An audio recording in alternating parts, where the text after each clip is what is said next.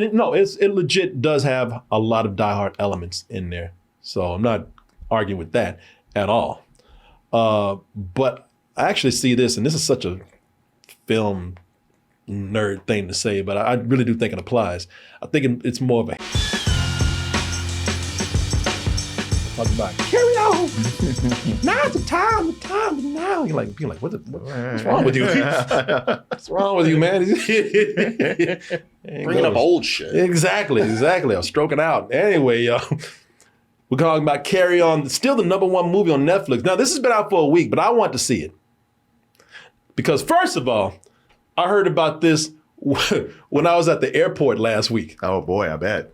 I was checking in my luggage, and these two guys, I don't know what they're talking about, but one guy looked at the other, these TSA guys, and he said, "Hey man, our movie's coming out this weekend." And I'm like, "What? Our movie, man?" Like, "What movie?" "Carry On, man. It's coming out tonight, premiering." It's like, "Oh shit, yeah." Like all these TSA people excited. Oh, really? For Carry On, yeah. Oh, okay. Like they were in the movie. Okay. Like they made a documentary about them. Okay. About the lives of the TSA people and whatnot, and the luggage checkers, and yeah, our movie. Okay. They made it sound like TSA workers were a race of people. Our time has arrived. Our movie. Yeah, I guess you've never had a movie before where the hero was a TSA agent. Yeah. Kind of in Get Out, right? Because that guy... Well, it wasn't centered on him. No, it wasn't. He was a side character. But we have here, Joe was his Edgerton. Taron Egerton. Taron Egerton. You might remember him from the Kingsman movies. But so in this movie right here, it is Christmas Eve at the LAX. That's in LA for those of you who don't know. And it's a very busy time. It's a crazy time. Even the terrorists are having a bad time checking their weapons in, their bombs. Right. It's crazy out there. One such terrorist, a guy, is the Traveler. He's in a rush, and all these people, as you can see, everybody's checking bags in. He's got to try to check his bag in. Of course, he has a bomb in that bag, a bomb that has a very poisonous gas in it. And if anybody was to ever see that, then, well, of course, he would be in trouble, and it would not be a Merry Christmas for him at all. But he's in luck, though, because things have worked out for the better than he thought they would have worked out. The TSA agent that he was supposed to actually target, he got put off his shift and traded with old Ethan right here, played by Taron Egerton. And this is his first day on that job right there. He's been switched out. He's green on the job, and he's been slacking. And that's the whole thing too. Like he had been slacking on his job for almost a year now. Then his girlfriend says, "Hey, I'm pregnant." He's like, "Oh shit! Hey, listen, I'll do better. I promise. I like my job. No, man, I'm invested." No, you don't. Yeah, no, I do. I think they just put him out there to see how bad he messed up, because they put him out there in the holiday rush. But him being green on the job will make the Travelers. That'll make his job so much easier, and make Mr. Nathan over here so much easier to manipulate. Or so the Traveler thinks. Turns out that, as we said, Ethan really needs this promotion right now, and he'll do anything to keep that job. And he also still feels a little sore about being kicked out of the police academy. So now he feels like he also has something to prove, just in case he decides to go back in one day. Oh, let's see how this works out. Can old Ethan get his shit together? Can he stop this bomb? Can he stop this bomb from going through? Oh, man, I really don't know, Martin. I mean, how can he overcome a supervillain that knows everything? I know. And plus, this movie is not predictable at all, one bit. I just don't know what's going to happen, y'all. Oh, my God. Let's go ahead and take a look at this trailer over here, man. And we'll be back with our review. Today is a day that you're going to remember for a very long time. But if you handle it right, you're going to have a chance to forget it. Is this Mr. Beast? You want to win $5 million today, which you won't. You'll get your shit together. Just relax, okay? Ethan, are you listening? We have a 911. This holiday season. Somebody checked in That's taglines, clever. man. Look at that. I wonder if I made it through. We have a 911 call placed from inside LAX.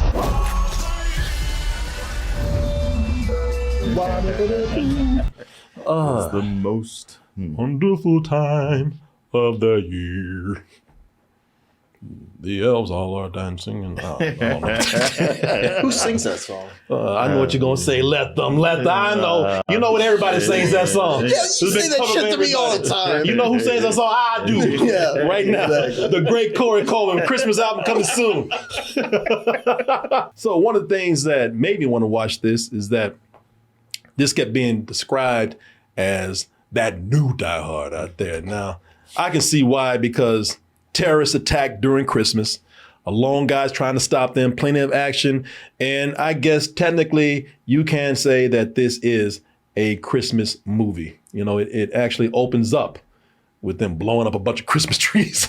That's the beginning of the film right there. right. I think that this is more, and it legit does have a lot of Die Hard elements in there. So I'm not arguing with that at all. But I actually see this, and this is such a film nerd thing to say, but I really do think it applies. I think it's more of a Hitchcock style movie. Okay, that's nice. And, you know, there's been movies, and if you don't want to say Hitchcock, there's been movies later that have, you know, been influenced by Hitchcock type of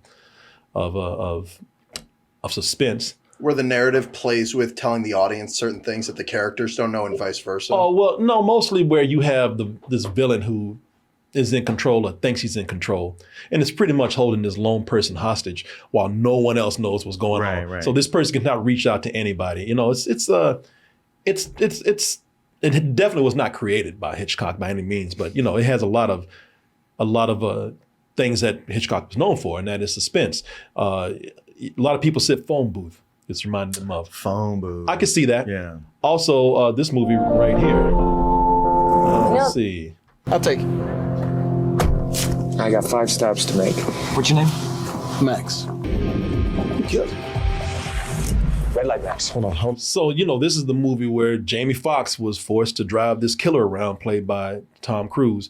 And, you know, Tom Cruise thought he had him in control while he did this heinous crimes.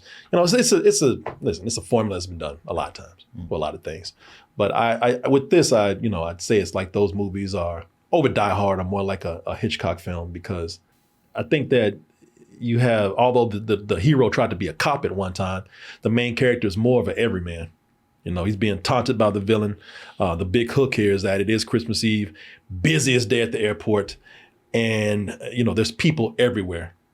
And the irony is that even though he's surrounded by tons of people, he can't reach out to anybody, not even his closest people to talk to. All right, everyone, the TSA would like to personally congratulate you for escaping the LA traffic.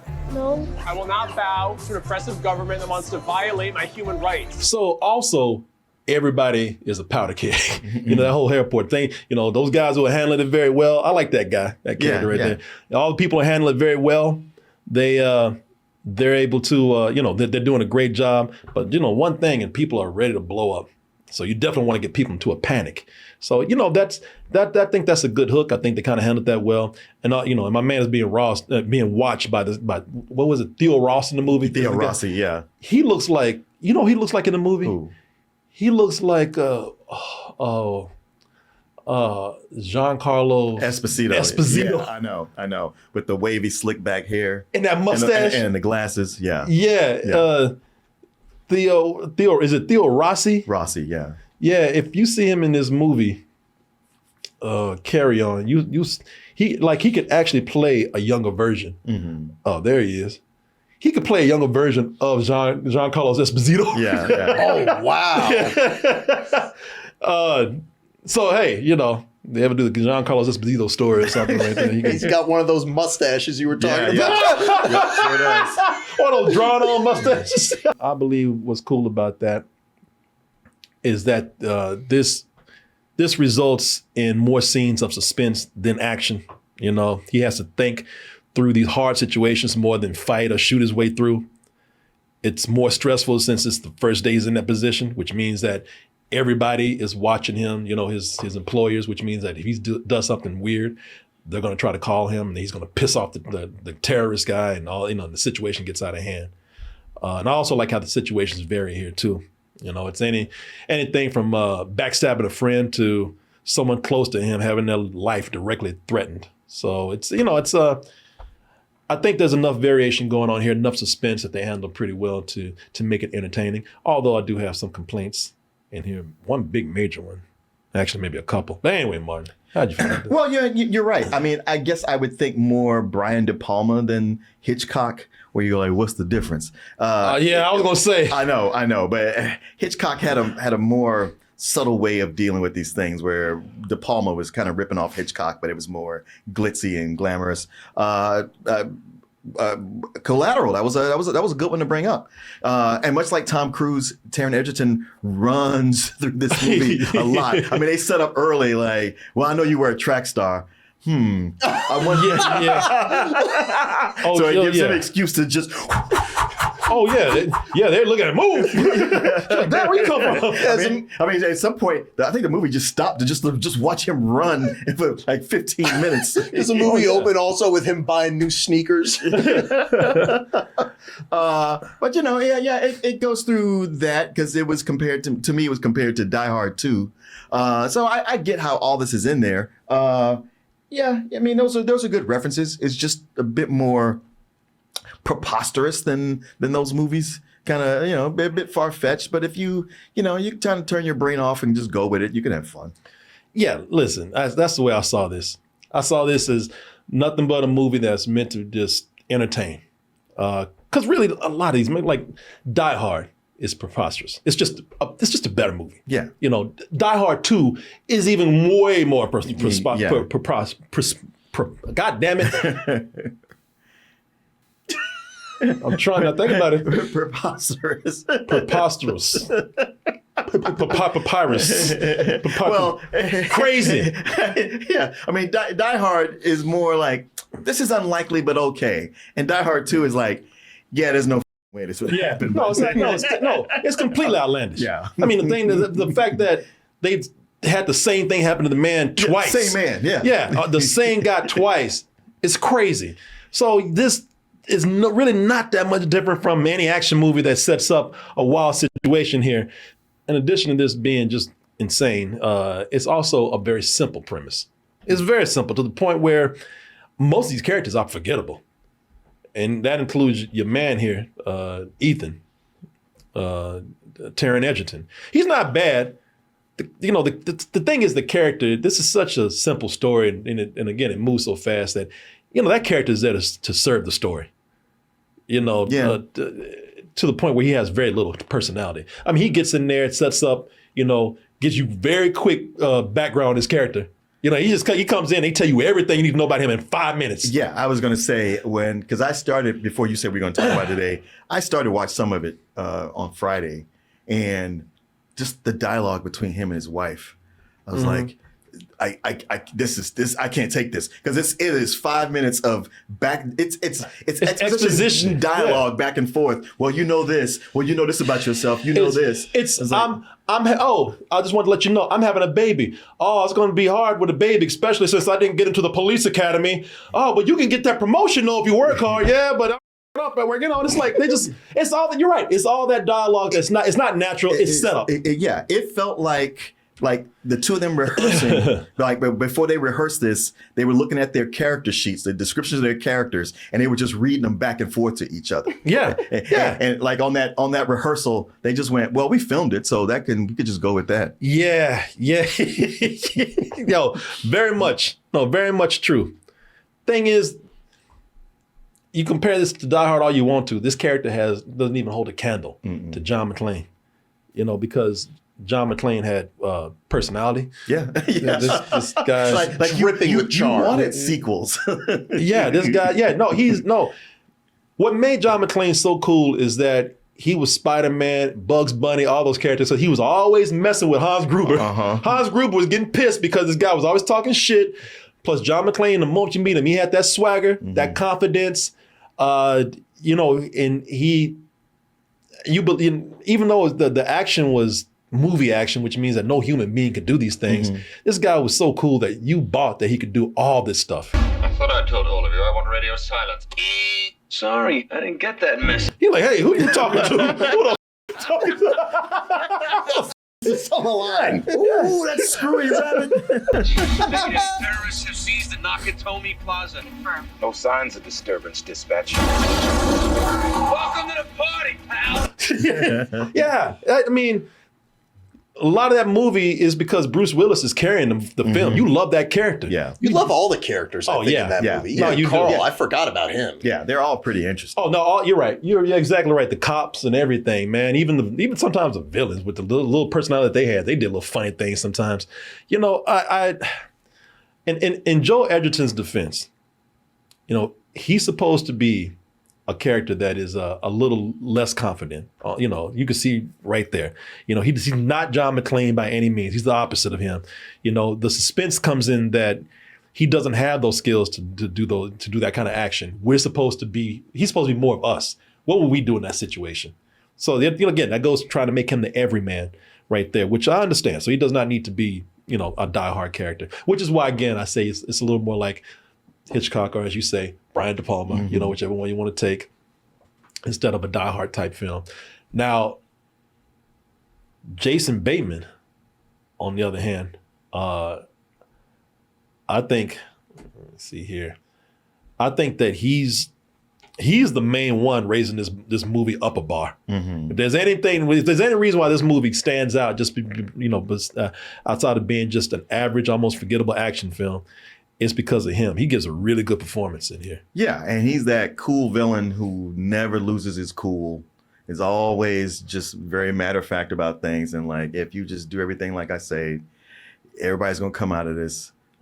Some people are gonna die, a lot of them. Yeah, but it's okay. But it ain't nothing you could do about that. Now, if you don't do what I say, well there's gonna be some consequences. People are gonna get killed. Now, I will say he really does carry this, because the more it goes on, the more I look at what he's doing, I was like, there had to be a much simpler way to accomplish your goals. This is quite convoluted, my friend. For as cool as you are, and he believed me. That's why he messed up. He's being cool about a stupid plan. Yeah.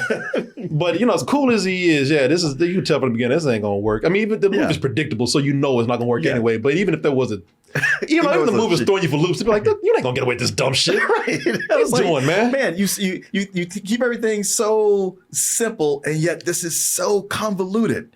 And when it's finally, you know, revealed, like, well, this is my goal. You're like, bro, there's so many other ways you could have done this. Yeah. I mean, you got the entire internet at your disposal. You can your guy can click a few buttons and find anything on anybody. Exactly. You got a sniper. You got this other dude. You could have accomplished this without getting all this involved. But then we wouldn't have this movie, right? I love when villains incorporate airports into it, just because why not? Yeah, the airport's on wait a minute, and why Christmas Eve? Right. You know, the busiest day. Why, if it was going to be trouble to get this bag through that you have to target a TSA agent, then why do it on Christmas Eve? Right. The busiest time of the year. Busiest time Why of not blow up a bus full of people or something, you know, or a building, you know? Why are you doing a plane? You could have picked a different time. Somebody said he was feeling festive. Okay, I'll take that, sure. But again, you don't think about it till it's done, because Jason Bateman, as the Traveler, he holds it down. He really is doing a great job, and I want to see him every time he came onto the screen. And you're right, he's laying, look, a lot of people are going to die, but it won't be you if you listen. Otherwise, if you don't, well. This is a joke, right? Is anything I just said funny? Now, what they don't show you is that a lot of times in the movie, the Traveler, Jason Bateman's character, it's the way he treats him, because he's so laid back. Like, he starts talking to him like a friend. He's coaching him through this horrible crime he's about to commit, and he's doing it. You know, he's so laid back. Maybe that's why he messed up. He's so laid back. He's doing it while eating food in the food court. Crunching on chips. Yeah, or whatever. that's how it is. Yeah, listen. I'm not gonna say anything. But for a guy who's supposed to be such a pro at this, he's making some really simple mistakes, some real stupid mistakes over here. But you know, I did like the way he'll be very laid back, very casual, and then, you know, when things are going his way, he's ready to kill a kid in a second. It make it sound like he's doing nothing wrong at all. But like I said, you know, it's a great performance by him. He raises up a bar. Also, I'm so happy that this was not completely, totally an action movie, because some of the action here looks bad. Yeah. Well, not all of it. The foot chases, the run through the airport is edited well enough to where that is fun to watch and it maintains. But man, there's a car crash in here. I was gonna say, I thought that looked decent. Oh, it's almost like something out of the Kingsman. I mean that fight, I kind of dug it. It looks artificial, but I dug the fight itself. I like the fight. I like the idea of it, but the rest of this is like something out of Universal Studios or something. Like that. It looks like a theme park. All this CG behind him and everything. Yeah.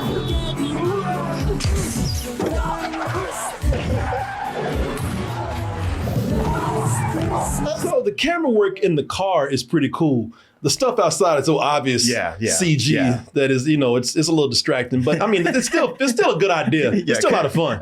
He said it could have been in an amusement park. Yeah, well, yeah, you know, because the whole time they're going 70 miles an hour. Yeah. But I love Danielle Deadweiler but in the piano lesson and all through this, she does all her dialogue looking like that. Looking like that. Well, damn, Martin, you nailed it. Because she's like that through the piano lesson the whole movie. Really? I mean, it fits the scenes and the character. But I was like, oh, she does this all the time. Yeah. Better play those keys right. Is there a scene where they start fighting and the piano starts going around like this? Piano going 80 miles an hour? Yeah, you see piano going down the road. Like, told you wrong key. Man, look, I think it's a fun watch for the holidays, though. So I think it's perfect streaming for if you're lounging at home because you're off of work or you're at home with the family. It's PG-13. So this can be watched with the family. It's not that crazy violent. Yeah. And I'll tell you, I wouldn't have rushed out to see this in the theater, but if I had, I would have walked out and been like, well, you know, it could have been on streaming, but I had a good time. So even though I'm not saying this, I'm saying that it belongs on streaming and you shouldn't rush out to see it at the theater, I'm still giving it a matinee just for entertainment value. I had fun with it. You know, I think that's probably why it's been #1 on Netflix for almost 2 weeks now, because, you know, it's just a fun watch with people, and it's not asking for anything more, you know, and if it is, it ain't reaching it. It sure ain't asking you to think about it. No, oh hell no. You know, it's stuff like that with all, like, you know, putting the earpiece in and it's like, all right, this is what I want you to do. I always wonder what happened if you just went, hey man, there's somebody on this thing trying to get me to do stuff. Call police. Damn it. Yeah, also, wouldn't the cameras have caught that? Be like, what is that guy doing? What did he just do? Yeah. No, that's a matinee, straight up matinee. Yeah, it's more of a rental for me. I mean, I get what you're saying. It is like a dumb, turn your brain off action movie. Better than most, but not as good as others. You know what's funny is that right after this, I picked up watching Snakes on a Plane. And I was like, there's another movie where somebody's threatening to bring the plane down and kill everybody. And I was like, you know, I don't think one is even smarter than the other. Well, Snakes on a Plane knows that it's dumb. Yeah, exactly. You know, that's why somebody came up with like, this is a stupid premise. Right. Let's make a movie. Yeah, let's make a movie and let's have a lot of dumb fun with it, where this doesn't seem to know as much. But it makes for a good double feature. Streaming is where it's at. If I really made the effort to go to the theater to see this, I might be a little salty about it. Plus, the other thing was like, once it was resolved, boy, it was just sunny days. Like nothing happened at all. Yeah, they wrapped up everything they need to do. Like a gift for Christmas. This movie ain't complicated at all. They don't want to be. That's what I heard. It's something that will kind of keep you on the edge of your seat, but you don't really care. But it's fun. Yeah, I had a lot of fun with it. It was better than I thought it was going to be. Well, you made it to the end of the video. That must mean you really like what we do. So if you do, check out these other videos just like this one. Check out our other YouTube channels and subscribe to join our wonderful Toasty community. And as always, stay toasty.